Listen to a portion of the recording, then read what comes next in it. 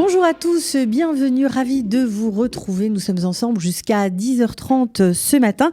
On va commencer par quelques chiffres concernant l'actualité du coronavirus. Et tout de suite, 14 307 personnes très exactement ont été guéries. 29 personnes sont en réanimation.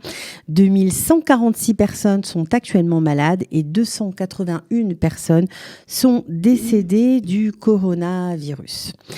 Alors vous le savez tous, demain les restaurants seront à nouveau autorisés à accueillir des convives si le gouvernement approuve bien sûr la réglementation, mais l'industrie estime que la crise économique va entraîner la fermeture d'un tiers d'entre eux en l'absence de touristes étrangers. Il faut savoir que la plupart des hôtels resteront fermés. Et si vous comptiez partir à Eilat cet été, eh bien sachez que seuls 11 hôtels sur 50 ouvriront leurs portes selon les prévisions les plus optimistes. Des adaptations évidemment seront également nécessaires. Il y aura par exemple des cloisons transparentes au niveau de la réception.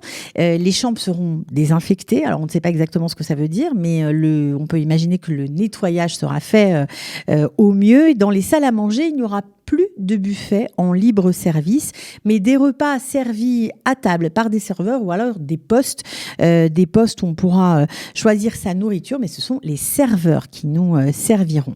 Le nombre des baigneurs dans les piscines sera évidemment également limité. Alors, des exemples, par exemple la chaîne Dan Hôtel qui compte 8 établissements à travers le pays n'ouvrira que le Dan Eilat et le Dan Césarée Resort. Par contre, dans la région du Sharon, les hôtels ouvriront leurs portes par étapes. Natania exploite déjà 2 de ces hôtels, Islande et Azimut, et les autres hôtels de la ville n'ouvriront que mi-juin ou début juillet. À Herzliya, par contre, les hôtels Sharon et Daniel ouvriront au public dans les 2 prochaines semaines. Par contre, pour ceux qui comptaient se rendre à Eilat pour Shavuot, sachez que c'est complet. Voilà. Un point à présent sur le chômage en Israël. Environ 40% des chômeurs n'ont pas travaillé en avril, évidemment, à cause du corona. Environ 65% des employés n'ont pas travaillé au cours du dernier mois en raison, bien sûr, du virus. Et évidemment, pendant Pessah, il faut savoir que les secteurs de l'hôtellerie, de l'art et du divertissement ont été les plus touchés. Un point à présent sur les cyberattaques qui ont été menées contre des laboratoires israéliens travaillant sur la production d'un vaccin contre le Covid-19.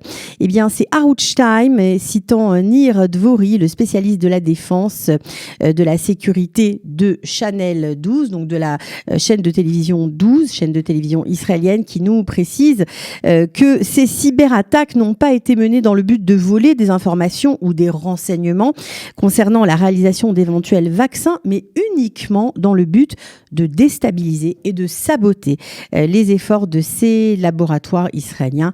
Aucun dommage n'a été causé à ces laboratoires suite à ces cyberattaques. Voilà, il semblerait que l'Iran serait à nouveau derrière ces tentatives de sabotage. Dans le monde à présent, eh bien une nouvelle que nous donne l'OMS qui suspend temporairement tous les essais avec l'hydrochloroquine. Donc ce sont des essais menés par l'Organisation mondiale de la santé et ses partenaires. Et en fait, une étude publiée par The Lancet, un magazine américain, nous informe que la chloroquine et l'hydrochloroquine augmentent le risque de décès et d'arythmie cardiaque. Alors, il faut savoir qu'actuellement, plus de 400 hôpitaux dans 35 pays recrutent activement des patients. Environ 3500 patients ont été recrutés pour continuer à mener ces essais. Donc, en attendant les résultats définitifs de cette étude, eh bien, tout est arrêté avec ce médicament qui a beaucoup fait parler de lui. Évidemment, cette conclusion ne convainc pas Didier Raoult, l'infectiologue français, a même jugé l'étude foireuse car réalisée par des gens qui n'ont pas vu de patients. Voilà. En Espagne à présent, eh bien, c'est à Madrid que des soignants ont manifesté pour réclamer plus de moyens. La région d'Espagne la plus touchée par l'épidémie, eh bien, c'est évidemment Madrid, où les habitants ont bénéficié hier d'un premier allègement du confinement avec la réouverture des terrasses, des cafés, des restaurants, des espaces verts. Mais ils doivent aussi composer avec l'épuisement des soignants. Dans leurs uniformes verts et blancs, les employés du système de santé espagnol ont manifesté devant plusieurs hôpitaux de la capitale pour obtenir plus de moyens dans cette région.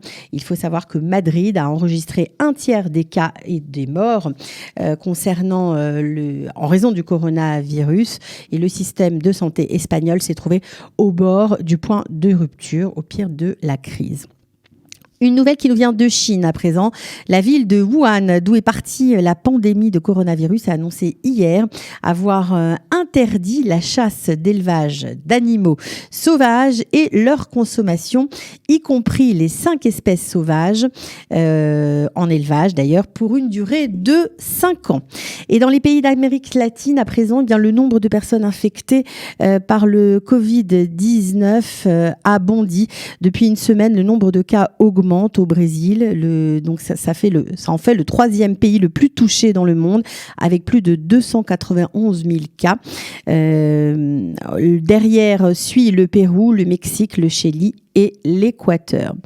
Et pour ceux qui recommencent à voyager, eh bien sachez que la compagnie EasyJet annonce reprendre ses vols à partir du 15 juin sur certaines destinations comme le Royaume-Uni, la France, la Suisse, le Portugal et l'Espagne. On sait par ailleurs en Israël que le ministère de la Santé étudie dans quelles conditions ils pourront réouvrir l'aéroport de Ben Gurion, mais pour l'instant, rien n'a été décidé. En France, à présent, eh bien, la France est en stade 3 de l'épidémie de coronavirus. Depuis le 14 mars, on le sait, le virus circule activement sur tout le territoire et plus uniquement dans certaines régions et villes. Le nombre de cas confirmés de corona s'élève à 145 279 personnes. Voilà, au soir du 25 mai, eh bien, il faut savoir que 48 457 décès ont été enregistrés selon le ministère de la Santé. Et pour finir avec la France, eh bien une nouvelle, c'est l'application Stop Covid. Il semblerait que cette application soit testée par des militaires. En effet, on le sait, puisqu'elle a été inspirée grandement par l'application israélienne Magen, qui elle a été mise en place dès le début de la propagation du coronavirus en Israël. Eh bien, les militaires, à la demande des équipes en charge du projet, testent cette application. Le but de cette application mobile, on le sait, eh bien, et de lister, en fait, de tracer les contacts des personnes diagnostiquées positives au coronavirus. On ne sait pas si elle va entrer en vigueur en France, mais c'est toujours à l'étude.